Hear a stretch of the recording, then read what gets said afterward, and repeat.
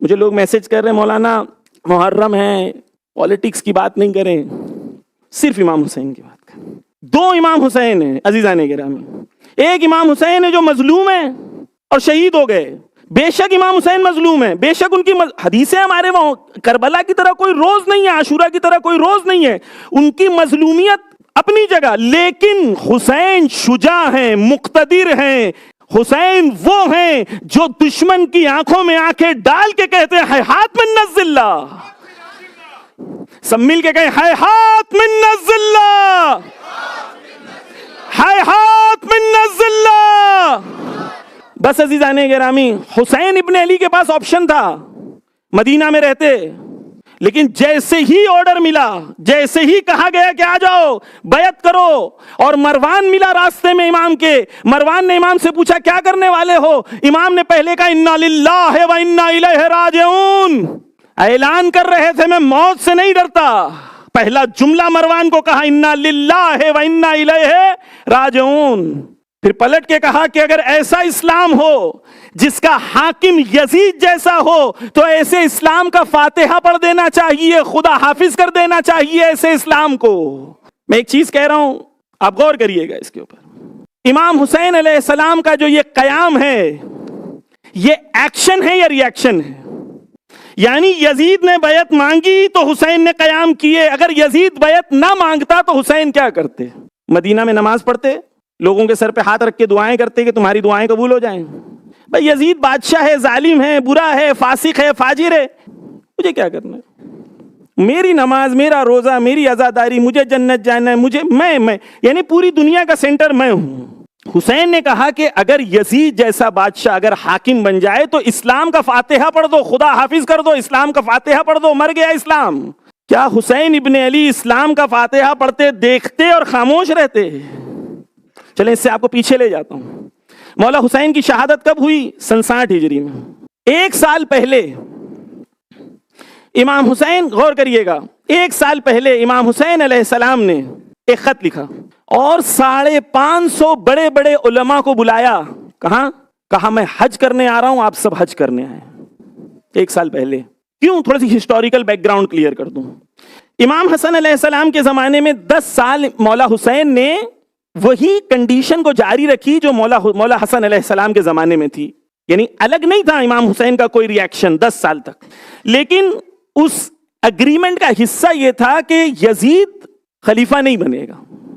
اور معاویہ نے اپنے زمانے میں جب ڈاکٹرز نے اسے کہہ دیا تھا کہ تیری موت ہونے والی ہے، یقینی ہے تیری موت، تو معاویہ رکا نہیں تھا کہ معاویہ کہے گا کہ میں مروں گا تو یزید کی بیعت لوں گا. نہیں، معاویہ نے اپنی زندگی کے آخری سال میں جتنے بڑے بڑے عرب قبیلوں کے سردار تھے تقریباً سب سے بیعت لے لی تھی.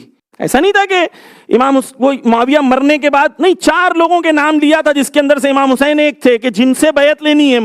باقی قبیلوں کے سرداروں سے لے لی گئی تھی بیعت. غور کریے گا، وہاں سے معاویہ چاہ رہا تھا کہ میرے مرنے سے پہلے میں تمام انتظام کر دوں کہ خلافت یزید کے ہاتھ میں چلی جائے.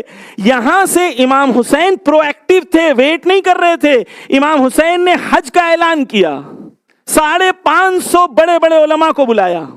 جوانوں کو میں ریکمینڈ کروں گا، گوگل کریں سرمن آف مینا، خطبہ مینا. It'll take approximately 10 minutes for you to read it.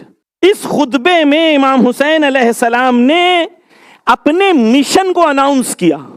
امام حسین was not waiting کہ یزید بیعت مانگے گا پھر میں کہوں گا.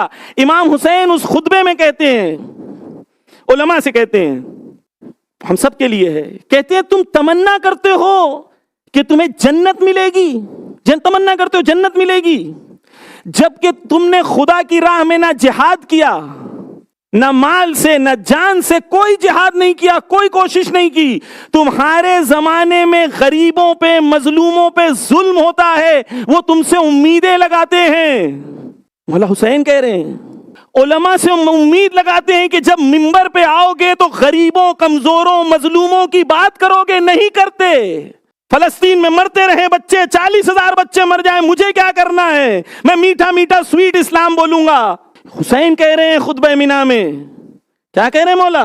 مولا کہہ رہے ہیں علماء سے کہ تم تمنا کرتے ہو تمہیں جنت ملے گی، نہ تم نے جہاد کیا، نہ مال سے، نہ اپنی اولاد سے، اور تمنا کرتے ہو جنت ملے گی، مجھے خوف ہے خدا کا عذاب تم پر آئے گا۔ تمہارے سامنے مظلوم پکارتے ہیں، چیختے ہیں، تم خاموش رہتے ہو اور جنت کی تمنا کرتے ہو۔ یہ حسینیت ہے۔ حسینیت یعنی زندہ ضمیر۔ بس یہ کربلا اور ہے جہاں پر حسین خود کھڑے ہو کے کہتے ہیں اور ان علماء سے کہتے ہیں کہ تمہاری ذمہ داری تھی کہ ہمارا حق جو چھینا گیا ہے، تمہاری ذمہ داری تھی کہ ہمارا حق ہمیں واپس دلاؤ۔ کون سے حق کی بات ہو رہی ہے عزیزان گرامی؟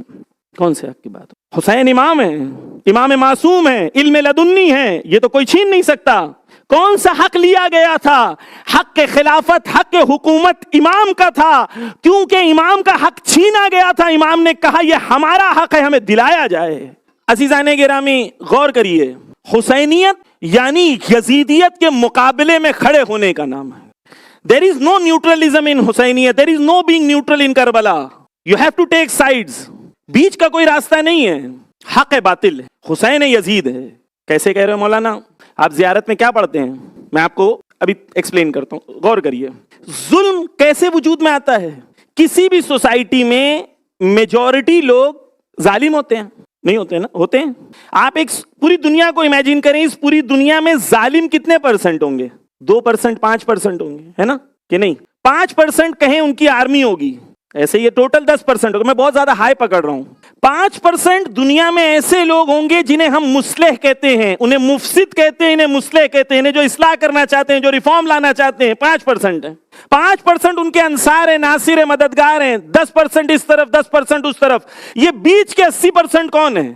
کون لوگ ہیں یہ؟ آپ سنیے یہ کون لوگ ہیں؟ لعن اللہ امتن قتلت کا، ولعن اللہ امتن ظلمت کا، ولعن اللہ امتن سمیت بذالک فرضیت بھی۔ یہ لوگ جو دنیا میں دیکھتے ہیں کہ ظلم ہو رہا ہے، سب کچھ چل رہا ہے، لیکن میری دنیا چلتی رہے بس۔